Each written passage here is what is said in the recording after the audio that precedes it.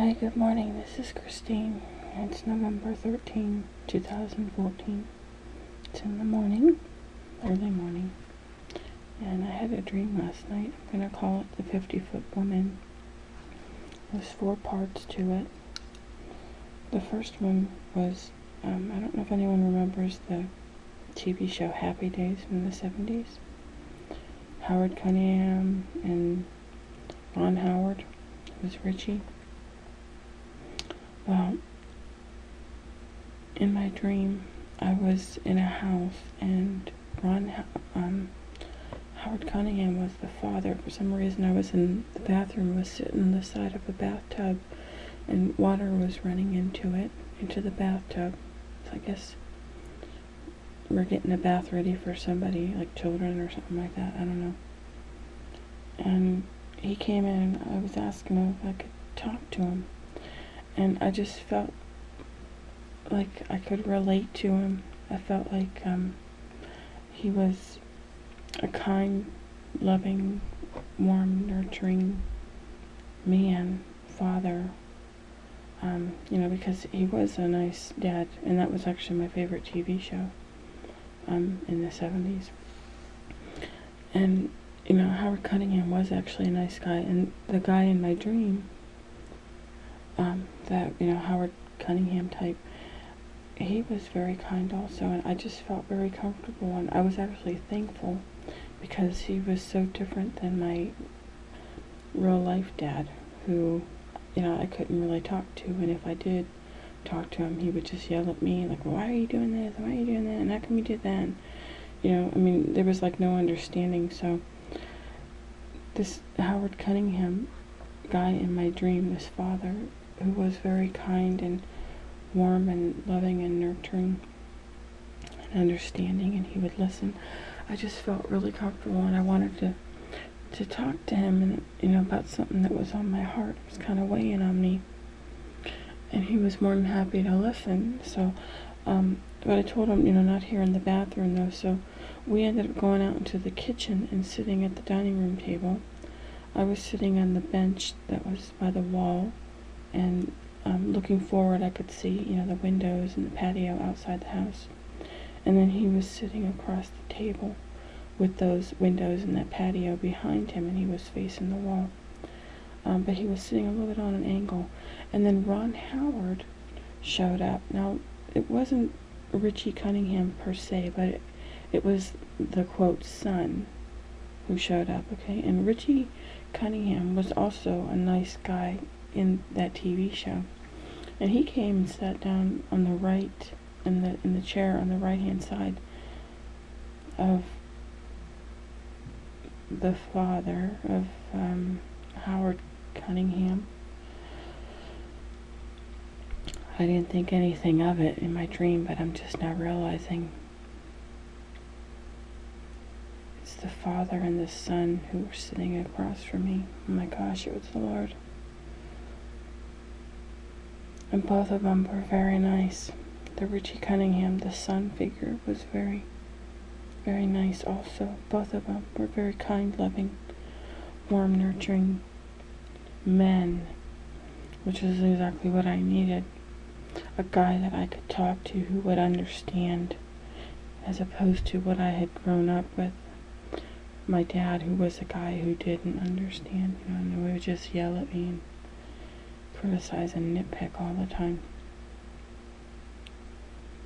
So I never really got to tell them what was on my heart, but instead some girls showed up, and now we were all sitting on a like a patio. You know how if you have a patio outside, you have like furniture out there, a table and some chairs and maybe even an umbrella over the table. We were all sitting. Somehow we managed.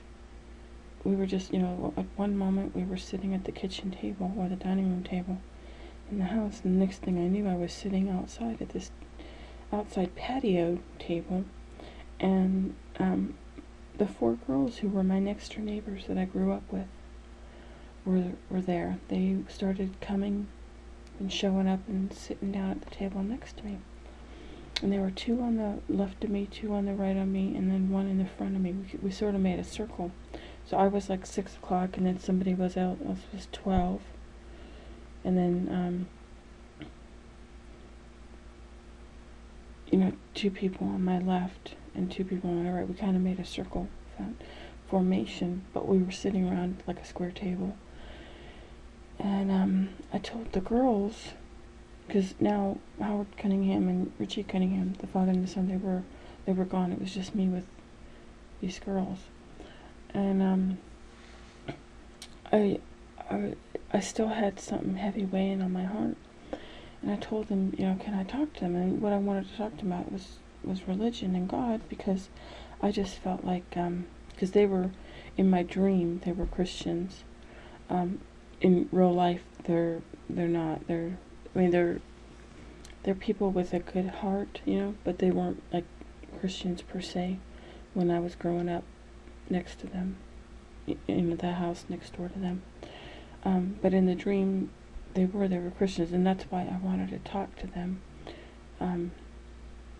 about Christian things, because I was feeling like I was changing, and like my whole belief system, everything about Christianity was changing, and I just wanted to talk to them, because they were all churchgoers, in my dream.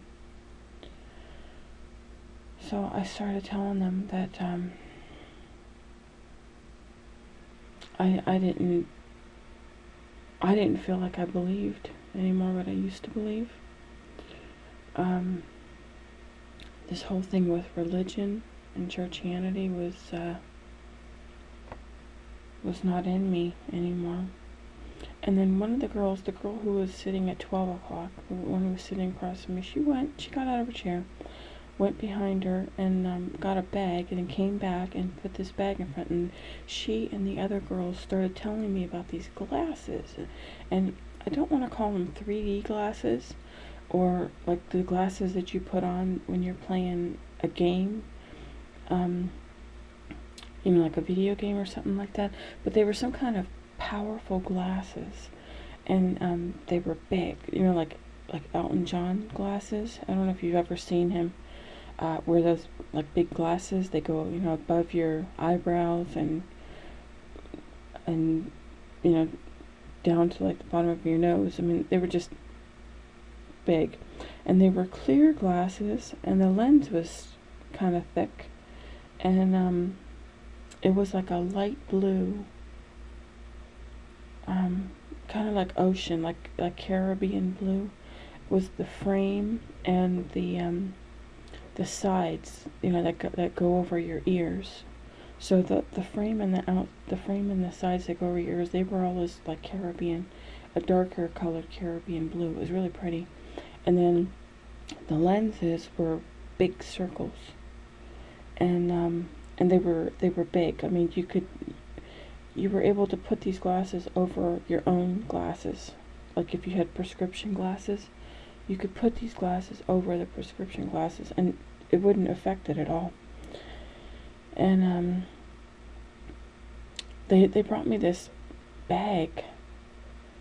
It was kind of like a purse bag, and the glasses, and they were telling me there's glasses inside of here, we're going to give those to you, and the reason you get blue is because you have blonde hair. It's because they had these same glasses, but they had like brown frames, black frames, red frames, like different colored frames, and whatever your hair color was, that was the frame that you got. So if you had brown hair, then you got the same glasses, big round circle glasses, but your frame was brown or black or red if you had red hair. It was like whatever color. Well, I don't know why I got blue, but they said I got blue because I had blonde hair. So that doesn't make sense, because I should have gotten yellow, I guess. I don't know. Anyway, I got blue frames with my glasses. And they told me that these are like powerful glasses, and that they were giving them to me, and I put them on, over my prescription glasses, and I could see, but I also noticed that there were some smudges and like minor scratches in the lenses on both sides, left and right eye. So I took them off, and then I went to clean them, and I asked the girls, because I was starting to feel like I don't really like these glasses, because it feels like they've been used, and they're scratched up and they're smudged up, and they don't really feel like a new pair of glasses. That's what I was feeling and thinking inside, and I didn't really, I know it sounds kind of like unappreciative of a gift, but I was, I asked the girl sitting next to me, I said, do you guys have a different pair, like another pair with the blue frames, but just something that's not all scratched and smudged up? And she didn't say anything, and I didn't say anything, so I just took the glasses, and I took the bottom of my skirt and used, the material on my skirt to kind of clean the glasses, and I put them back on, and they were better. They weren't perfect. They were a lot better and a lot cleaner. I could see out of them more clearly now. And the glasses, even though they were on top of my prescription lenses, they didn't mess up my eyesight at all. So they didn't make my prescription lenses, the sight through the prescription lenses, they didn't distort them at all. I was just able to see actually clearer, and I had a wider vision, wider peripheral vision, and everything far away came close. It was like having, it's gonna sound weird, but like superpower eyesight is what it was like. And that's what the glasses gave me. So I took the glasses off, and I put them in the middle pocket of the purse, and then the girls that were sitting around the table with me, they all got up and left, and they left me, and I was sitting there still at 6 o'clock, the 6 o'clock time on a clock face. I was sitting at the bottom of the table. It was still rather than a square table, it was more of a rectangular one now. So I was actually in the middle of a rectangular table, and I put the glasses in the middle pocket, but then I thought, you know what, there's another pocket inside of here, let me see what's in here. And I opened it up, and there were some papers in there, like instructions from the past, from somebody, whoever had this bag before me, left instructions in them. So I took them out, and I looked at them, and then I put them back in the pocket, because I thought, I better not lose these.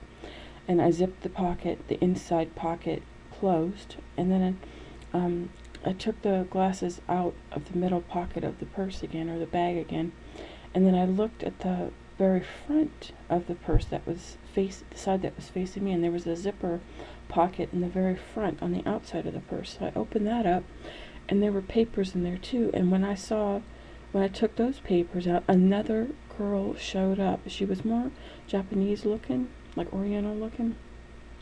And granted, I'm sitting at the table by myself now. All the other girlfriends had gotten up and left after they gave me the glasses, and listened to me, about telling how I didn't want, how my mind was not in religion anymore. I had changed my mindset and my beliefs and everything.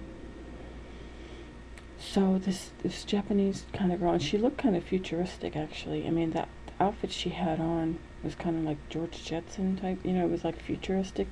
And she came to me, and you could tell she was uncomfortable. She was wanting what was in my purse, but I didn't feel like I should give it to her. The stuff in the inside pocket, that one she didn't want, and I didn't go into that pocket. It was the stuff in the front pocket of the outside of the purse that she was wanting, and she was looking in that pocket and was wanting to get it, but she didn't know how to ask me for it, and I could tell that she was getting antsy and kind of wanting to get it. And she said that it was papers that she needed, and then I'm not sure, I think I might have even given them to her, the ones in the front outside pocket. I might have, because I looked at them, they weren't important papers like the ones that were inside the purse, in the zipper pocket inside the purse.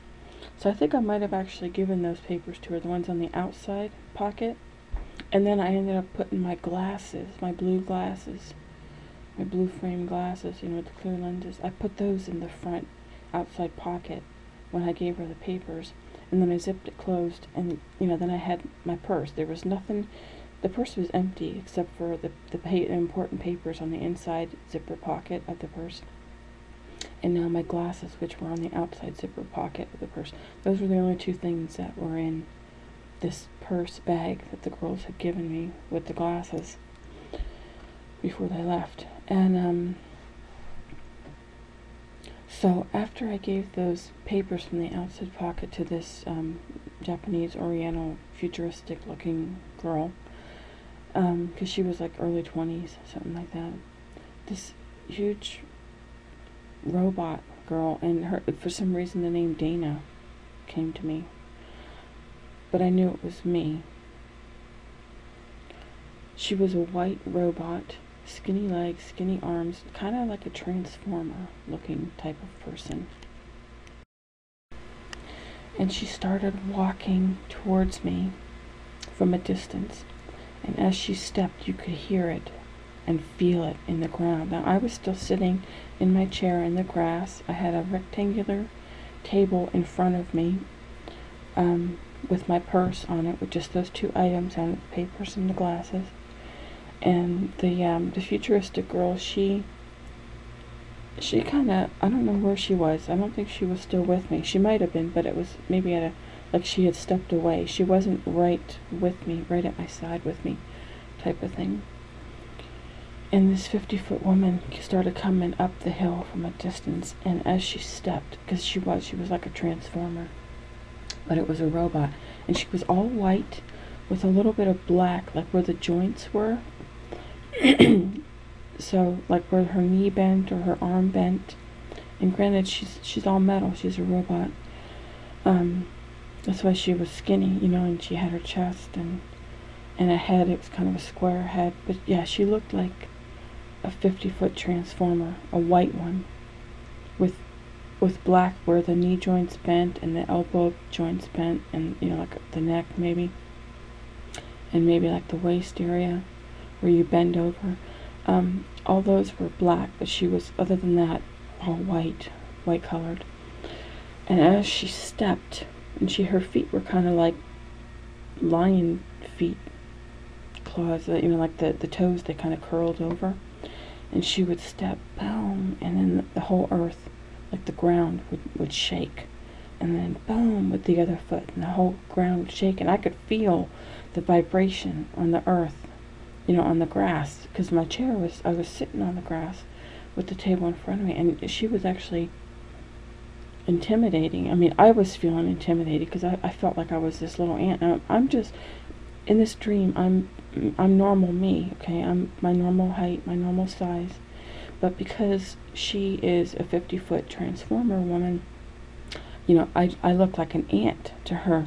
So what was intimidating a little bit was, the fact that she would, when she would step, it would rattle the whole earth and vibrate. I could feel the vibration even from a distance. And the other thing is, is she gonna like squash me or step on me, because I'm like this tiny ant if you look at me compared to her. So she kept walking, and as she walked, she got closer, and as she got closer, obviously she got bigger and taller, because she's getting closer to me. And then eventually she stood right in front of my rectangular table that I was sitting at. This is all outside. Okay, so it's like a big grassy field. She had just come over the mountainside, or the hillside. And now she was standing in front of me. And again, I had a feeling her name was Dana, but I also kind of felt like it was me. I was the robot. And actually, that's what religion will do to you. Religion, it makes you into a robot. You have to fit in. You have to do what everybody else tells you what to do. You're not allowed to be yourself. You gotta fit in with their doctrines, their belief systems and stuff like that. So you do, in essence, you become robotic. And the 50-foot height was the puffed up righteousness, when you feel like, because I'm in churchianity and I'm righteous and you're a sinner, so I'm like puffed up big person. that's what my understanding was about the 50 foot, the height. But she was a nice person, actually. She was actually a very nice robot, and you could tell she had a heart. And she actually had tears coming from her eyes. This Dana girl, and again, that Dana is just the name that came to me, but I felt like it was me, actually, this 50-foot white transformer robot woman.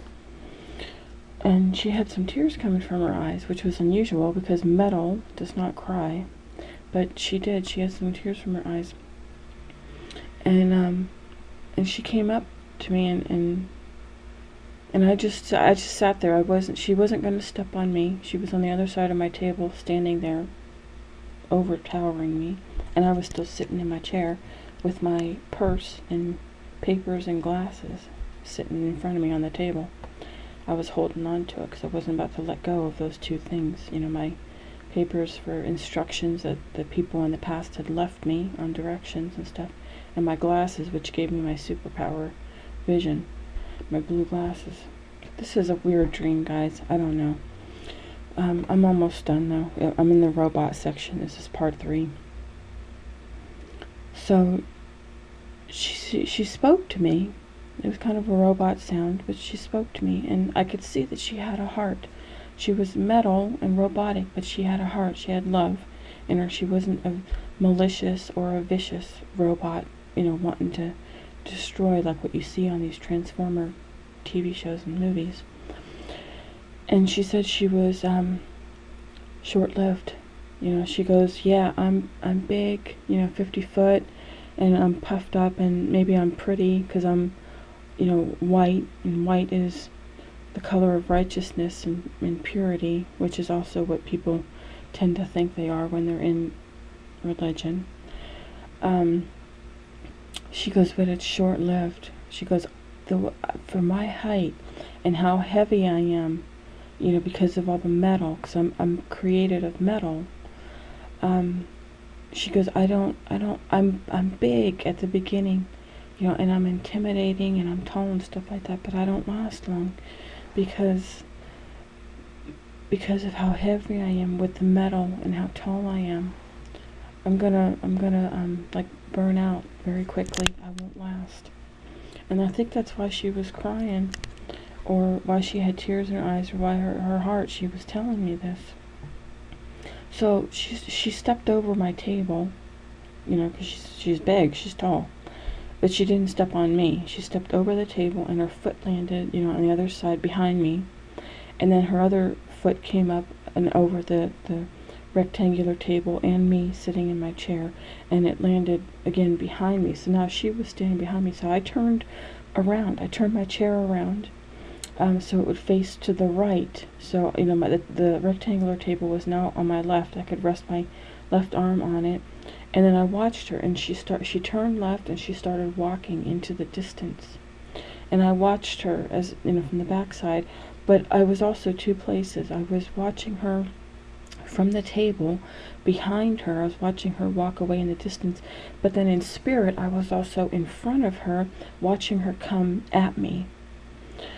So now I'm at the other end of the grassy field, and I'm watching her again from a distance walking towards me. And as she's walking towards me, you could see she's getting weaker. And then I started seeing sparks coming out of her waist because her electronics were starting to short circuit. I could tell.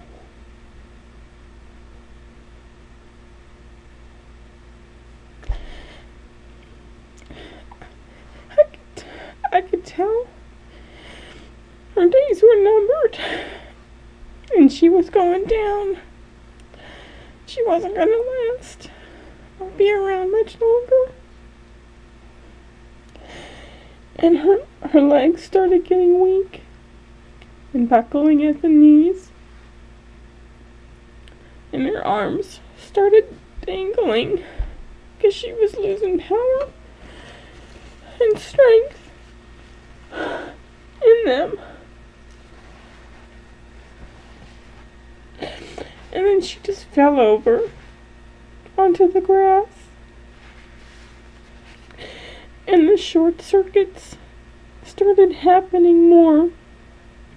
And then the light in her eyes went out. And this is when that Japanese futuristic girl who came and got the papers from the outside front pocket of my purse, which I gave her the papers. And when I gave her the papers, that's when this white transformer lady came up from the hill in the distance. She came up from the hill and then walked up top and then started walking towards me. And she started walking towards me when I gave this Japanese futuristic girl the papers from the outside of the purse. And I'm thinking now that the papers from the outside of the purse are your external. It's the external righteousness. And it's not what you want. You don't want to be a whitewashed sepulcher, externally righteous and there's nothing inside. But the papers that were inside the purse, those are the ones that were from the ancients, from the past. They were the instructions. They were the spiritual instructions that I needed. And then the glasses that I was given for the superpower of vision, that was the Lord giving me new eyes. So it was the inside stuff that was important, because it's not about righteousness on the outside, it's righteousness on the inside. You want to be clean on the inside. And that's why I think the transformer girl, she showed up when I gave away the papers on the outside. It's the outside righteousness.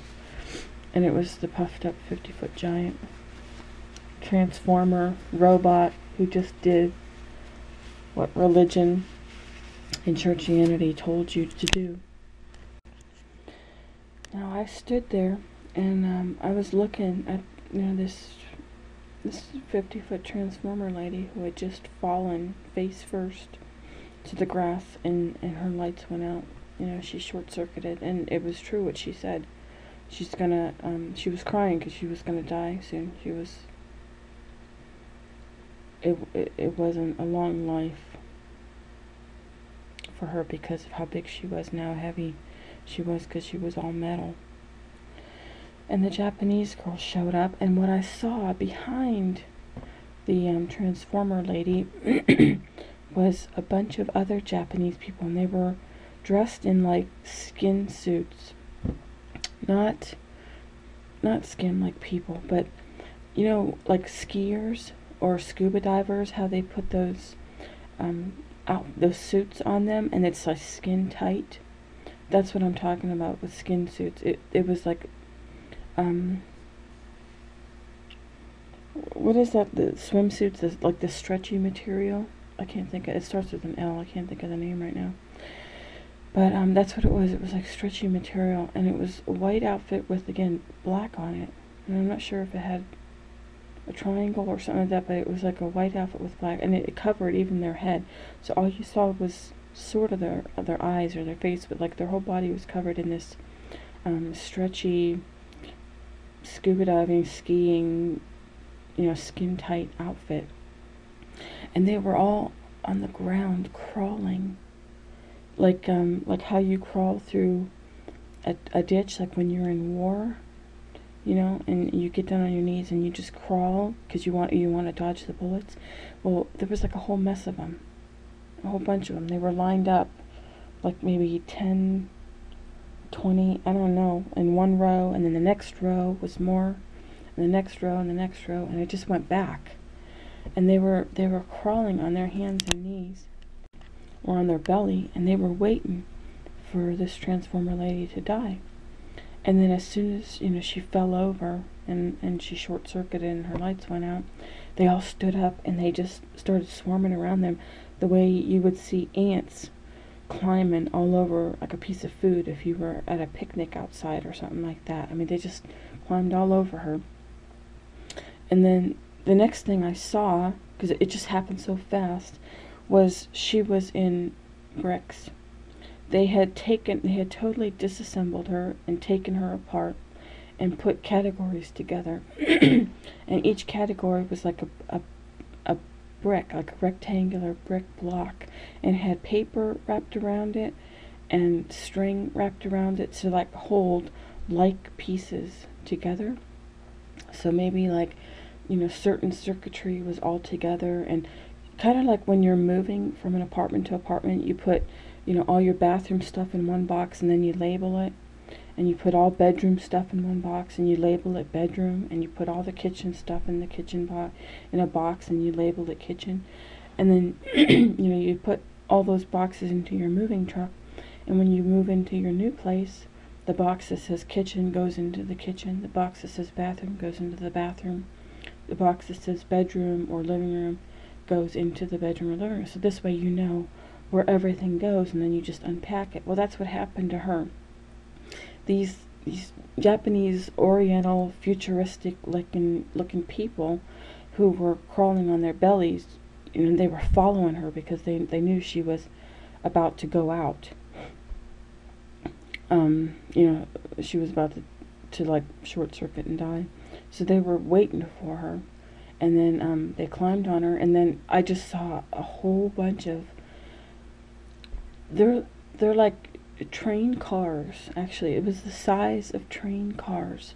Like, when you transport coal, it's just like this big rectangular box, and that's the size of what these bricks or these boxes, these that she was now made of. I mean, that's what they looked like. They're train cars, and they were just stacked on top of each other, like maybe 5, 7 train cars, stacked on top of bricks, these rectangular bricks or boxes that were wrapped and had string around them, to hold everything together.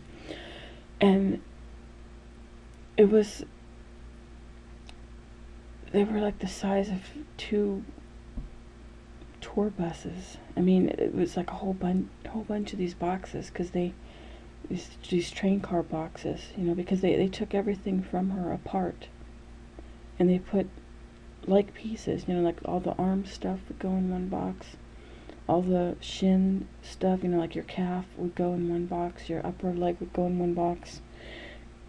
They just broke her up and put all of her pieces in these boxes, and I didn't see them taking everything apart. I just saw all the boxes when they had got her disassembled, and she wasn't on the grass anymore.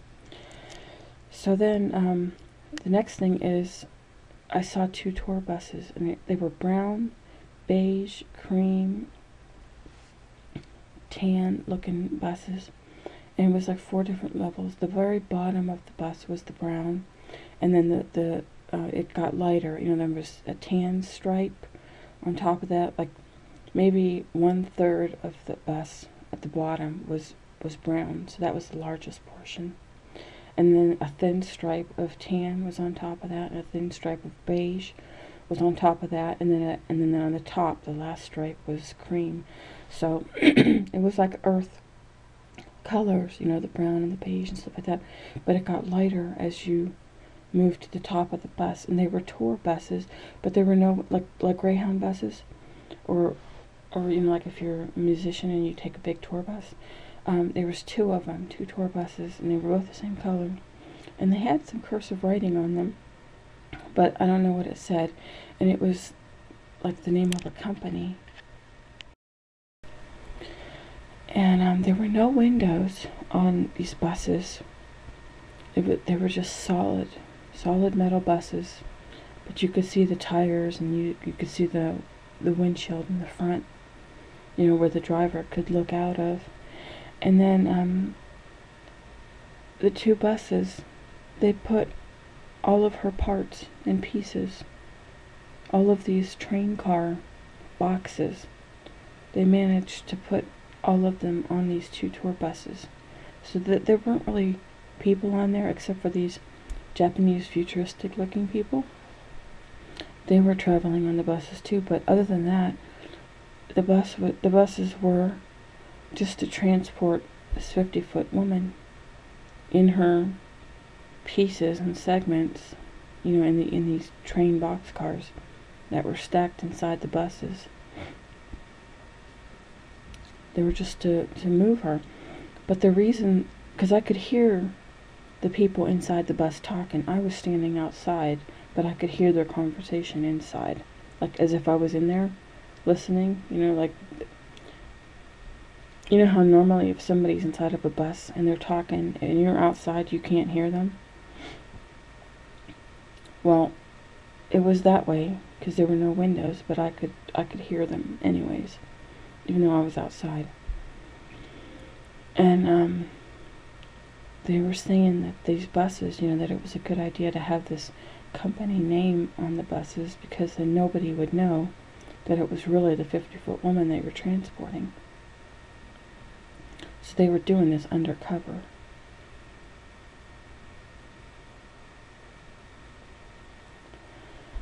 And then I woke up.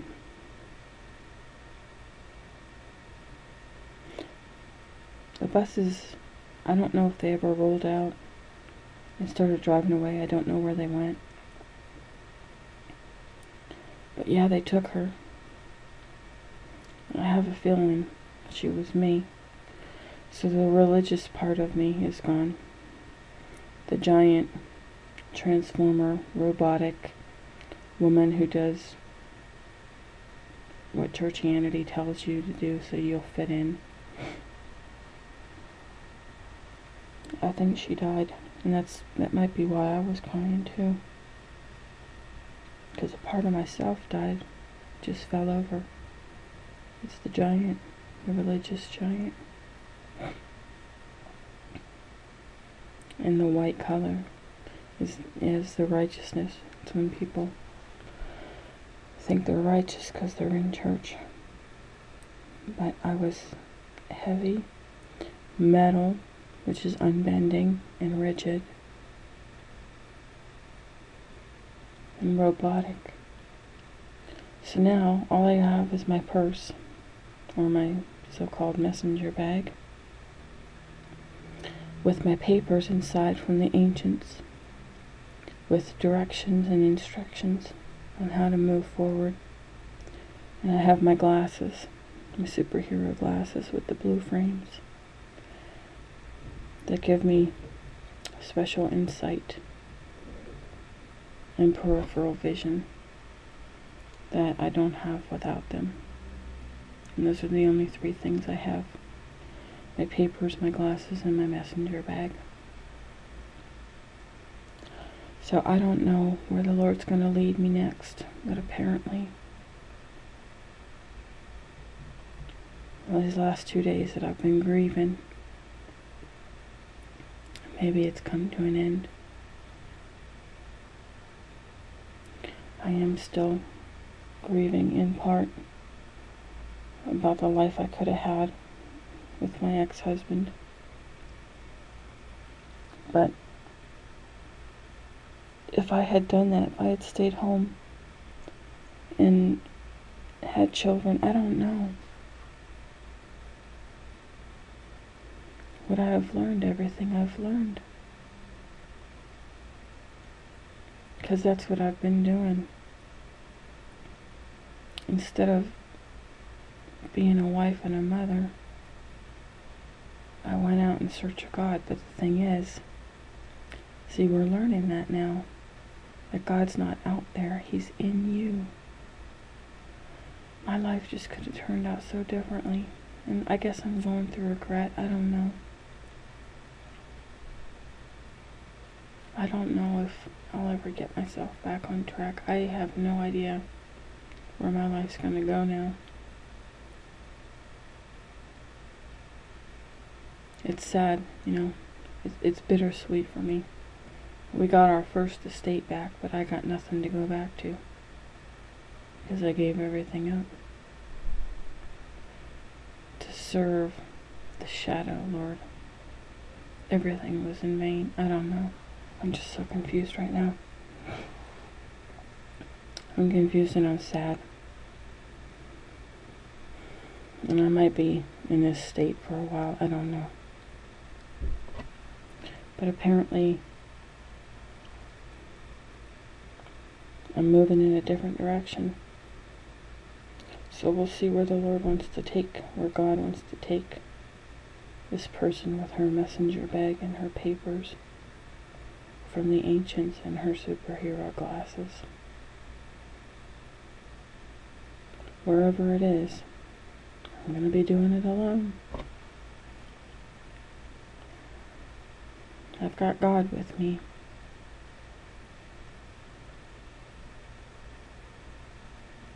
You know, I never had a problem with doing things alone in the past. But I think for the first time I actually feel lonely.